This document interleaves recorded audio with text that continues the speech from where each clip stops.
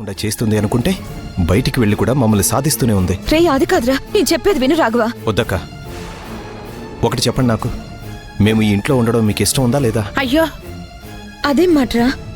ఇంట్లో అందరూ కలిసి ఉండాలి, ఉమ్మడిగా ఉండాలి, ఉమ్మడి కుటుంబంలా మన ఇల్లు ఉండాలి అని ఎప్పటినుంచో అనుకుంటూ చిన్న చిన్న గొడవలొచ్చినా సర్దుకుని పోయి మన ఇంటిని కాపాడుకుంటూ వచ్చాను.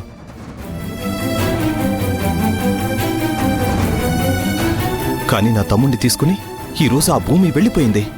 ఇప్పుడు మీరు కూడా అలైక్యని బయటికి పంపించాలని చూస్తున్నారు. తనొక్కతే ఒంటరిగా వెళ్తుందని ఎలా అనుకున్నారమ్మా?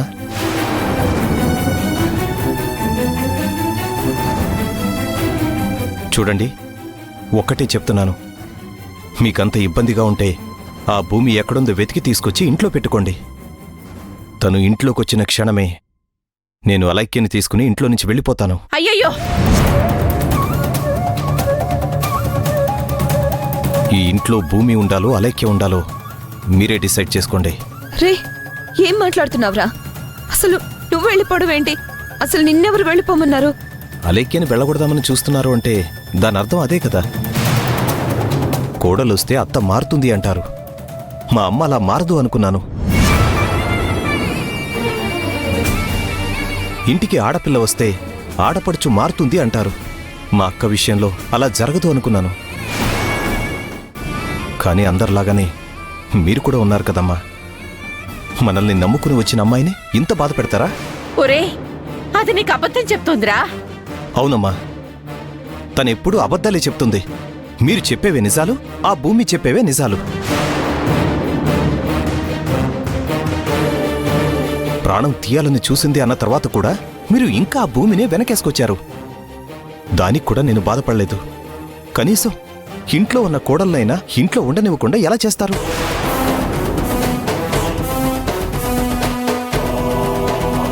అలైక్య, అవన్నీ ఉతకాల్సిన అవసరం లేదు. అంతగా అవసరమైతే పని మనిషిని పెట్టుకుందాం.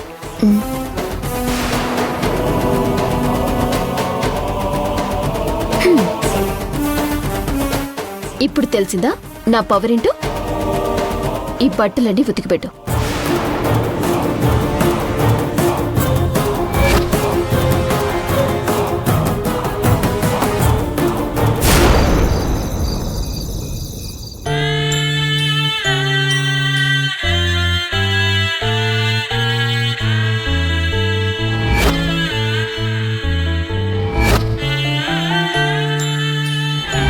ఈ రోజు భర్తను తీసుకుని ఇల్లు వదిలిపెట్టి వెళ్ళిపోయింది. కనీసం ఆ విషయం కూడా చెప్పలేదు. నా బిడ్డ పస్తులతో ఎక్కడో తిరుగుతుంటే నేనిక్కడ ఎలా తినగలను జయ?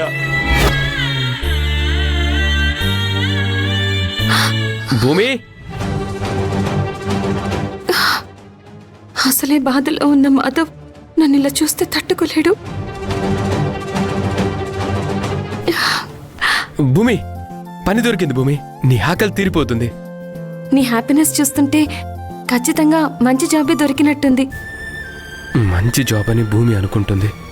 నేను సర్వర్ అని తెలిస్తే బాధపడుతుంది. అవును భూమి, పెద్ద హోటల్లో వంట మాస్టర్గా దొరికింది. సూపర్ మాధవ్, నువ్వు మాస్టర్ అయితే ఇక ఆ హోటల్ ఎక్కడికో వెళ్ళిపోతుంది. మీ ఓనర్ ఫుల్ హ్యాపీ అవుతారు నీ పనికి. అరే, హ్యాపీ అని చిన్నగా అంటావేంటి? హోటల్ అంతా నన్నే చూసుకోమన్నాడు మా ఓనర్. ఇప్పుడు నా మనసుకి ప్రశాంతంగా ఉంది మాధవ్. మన జీవితాలకి ఇదే తొలిమెట్టు. ఇక నుంచి అంతా సంతోషమే. నీ ఆనందం కోసం అబద్ధం చెప్తున్నాను భూమి, నన్ను క్షమించు. సర్లే భూమి, అన్నం తీసుకొచ్చాను, తిను.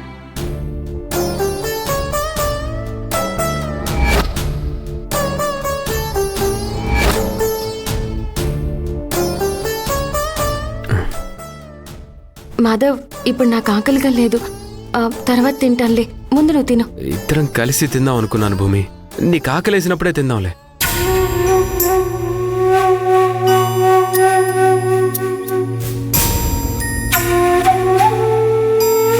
మాధవా, ఏమైంది?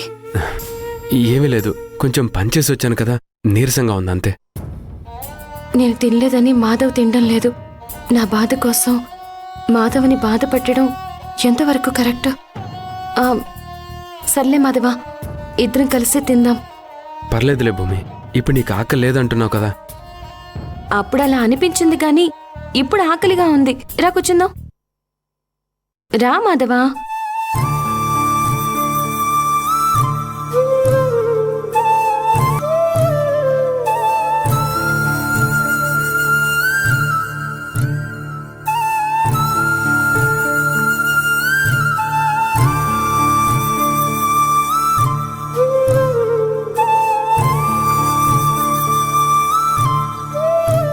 తిను.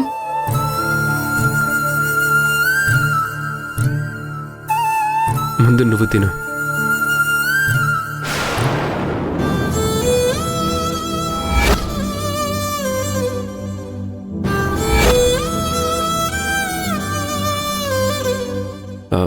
భూమి తిను. సరే నువ్వు తినొద్దులే, నేనే తినిపిస్తాను.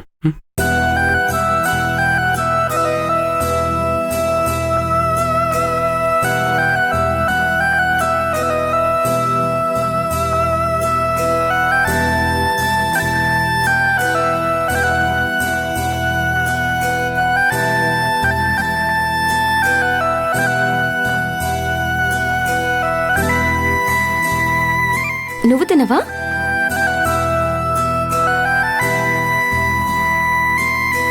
ఆ?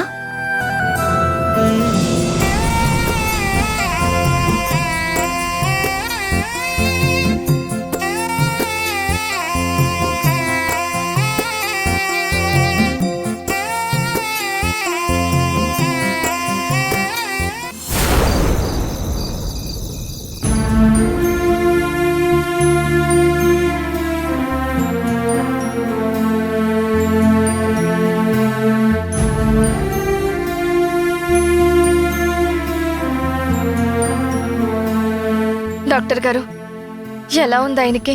ఏం పర్వాలేదు కదా? పోనీ హాస్పిటల్కి ఏమన్నా తీసుకురమ్మంటారా? కూతురు మీదున్న బెంగతో ఆయన తీవ్రంగా మనోవేదన చెందుతున్నట్టున్నారు. దానివల్లే బాగా నీరసించిపోయారు. అతనికి నేను ఇవ్వాల్సిన మెడిసిన్ ఇస్తాను, కానీ దానికంటే ఆయనకి బాగా పనిచేసే మందు మీ అమ్మాయి వచ్చి కనిపించడం. అమ్మాయి కనిపించినంత వరకు ఆయన కోలుకోవడం చాలా కష్టం.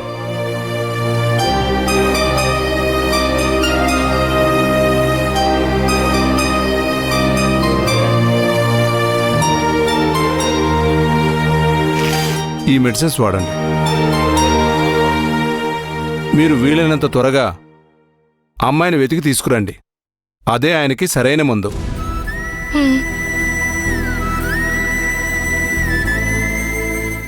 వస్తారమ్మా, జాగ్రత్త.